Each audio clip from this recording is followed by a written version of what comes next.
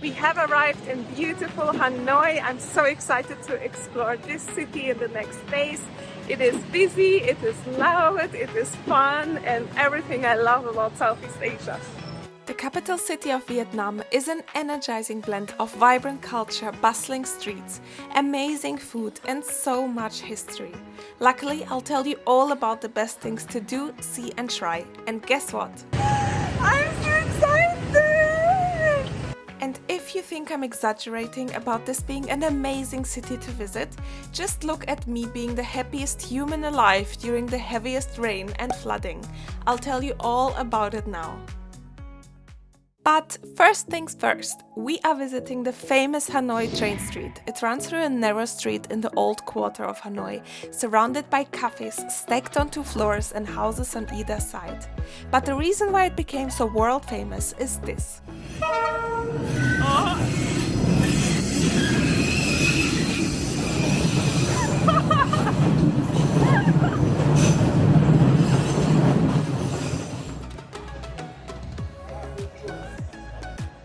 Wow!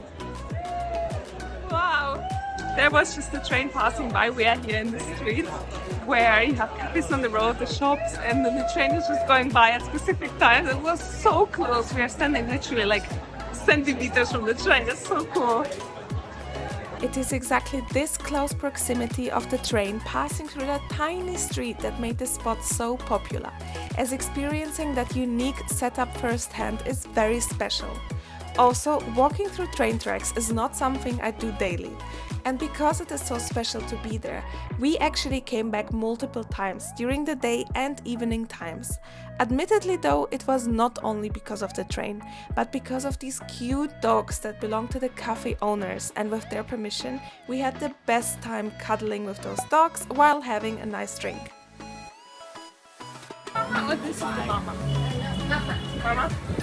This is puppy baby Lisa.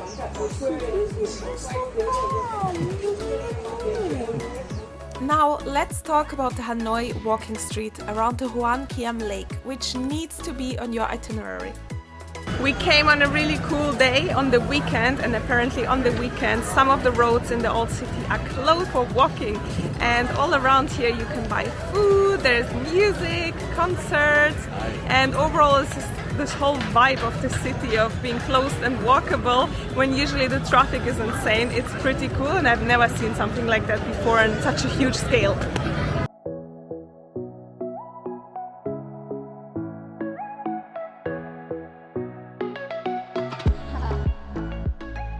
The streets are packed with people from cities and provinces nationwide who come together for this weekly event, bringing the best of culture to life. We were walking on the streets, and then little kids came up to us, asked us if they can practice English with us. It was the cutest thing ever. They were like 10, 11, 12 years old, and they asked us common questions like, how old are you? What are your favorite animals? What are your favorite colors? Like questions you learn in school. It was so cute. The walking street is something that is so special because of how packed the roads usually are. There are so many scooters. Look at this crossing here, like hundreds of scooters everywhere. This traffic chaos is something that I personally really enjoy to see, as I associate it kind of with the essence of Southeast Asia.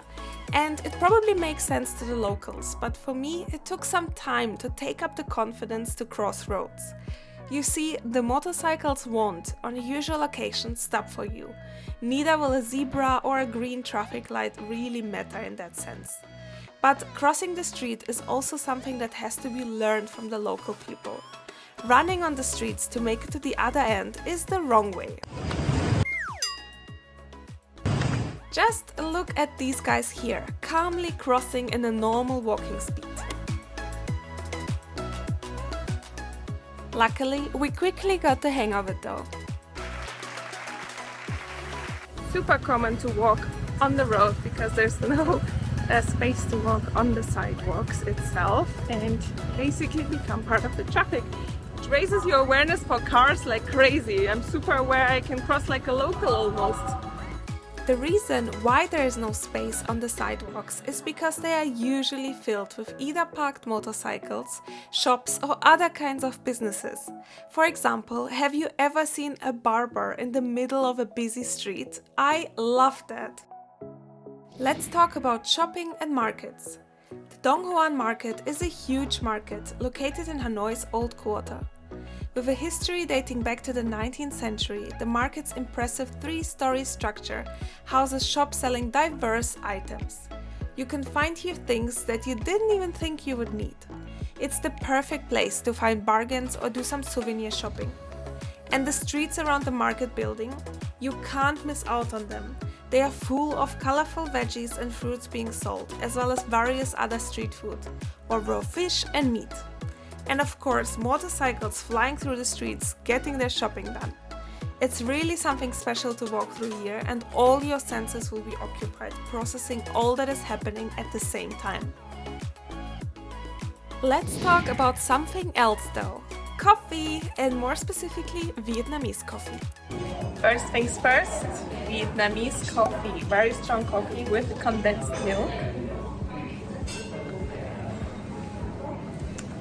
It actually comes in two versions, one black and second one black with a little bit of condensed milk, and then you mix it. So the glasses here are actually much smaller than what I would be used to from like a cappuccino or a latte somewhere, but the coffee here is very strong. You will feel it in your head immediately, but the condensed milk gives it the little burst of sweetness that it needs.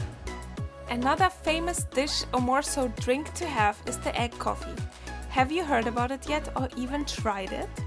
Today we came to try the egg coffee, famous Vietnamese coffee in the Cathedral, which is the birthplace. It was invented right here, and the coffee itself has foamed or like beaten egg whites. It has a caramel taste, and I would say it tastes like a cake. It's very gooey and very thick.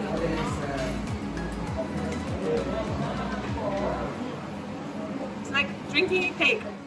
Hanoi also has a great amount of museums to see and sites to visit. I've got you with the most popular ones. Today we visited the Hoa Lo Prison, which is a museum, and it is located right on what used to be a prison for American soldiers as well as revolutionary fighters here in Vietnam. The museum itself is absolutely worth a visit. If you have time for one museum or only a couple of them, this has to be on your list. There's so much knowledge to gain, and just being in these small rooms, understanding more about the history of that place, it just gives you a totally different experience. I took the audio guide, and it was a really good choice because without it you are missing part of the personal stories, although there is some information on the walls as in every museum, but here the audio guide is really a good one to purchase for the tour. Today I have visited the Women's Museum here in Hanoi, a very popular destination amongst the museums here in the city, and definitely worth a visit. The museum itself is structured in three categories, that is women and family, women and history, and women's fashion, and then there are lots of topics within that. You can rent an audio guide, but you don't have to, and you can walk through the museum in your own pace and learn about these three topics, and it is very interesting. I really enjoy it. I spent here already 2 hours and I'm yet to finalize one topic, so for me it is definitely a place worth visiting.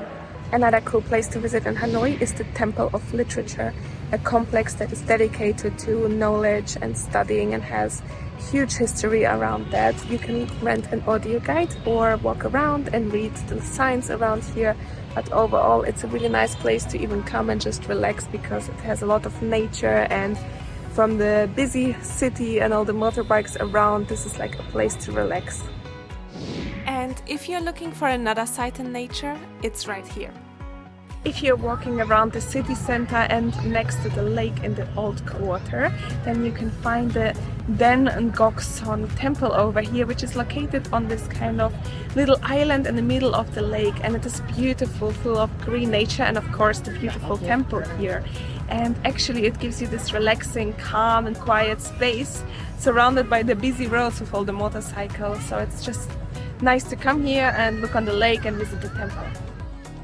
As you walk through Hanoi, you will encounter other sights without trying too hard, which makes the city even more amazing. Now let's explore another area. The French Quarter is just next to the Old Quarter, literally walking distance in between them, but such a difference in architecture, shops and the whole vibe around this place. In the French Quarter you have elegantly transformed buildings, very fancy hotels, very fancy shops of watches and bags, and everything here just looks completely different from the Old Quarter, which is more local with the small streets and has that authentic Vietnamese touch. But over here you feel like you're in a posh French-influenced place. That French feeling also continues here at the famous church. Behind me is the St. Joseph Cathedral of Hanoi, which is actually Hanoi's oldest cathedral, and it has a strong resemblance with the Notre Dame in Paris. And all around the church you have lots of coffee shops and little restaurants where you can grab a bite to eat, of course with a view here on the church. Of course, Hanoi is big and you might not want to walk it all in the heat. Luckily, there is a hop-on, hop-off double-decker tourist bus available, allowing you to learn more about the city via an audio city guide. Using such a bus also gives you the option to familiarize yourself with the city in a quick way, and is therefore perfect for people with a tight timeline or for people that want to get a broad view of Hanoi to then go and explore some bits in detail. And while our time in Hanoi was short, it has been an incredible city to explore, which has so many things to do and see that getting bored here would not be an option at all. It just packs you with impressions on every meter. And as always, it was also the nicest people that brought so much happiness to our stay here. I have yet to explore other parts of Vietnam, but Hanoi has definitely set my expectations in the most positive direction. If you liked this video, I'd love to know that by you hitting that subscribe or like button. Thank you so much for watching, and I'll see you in the next one.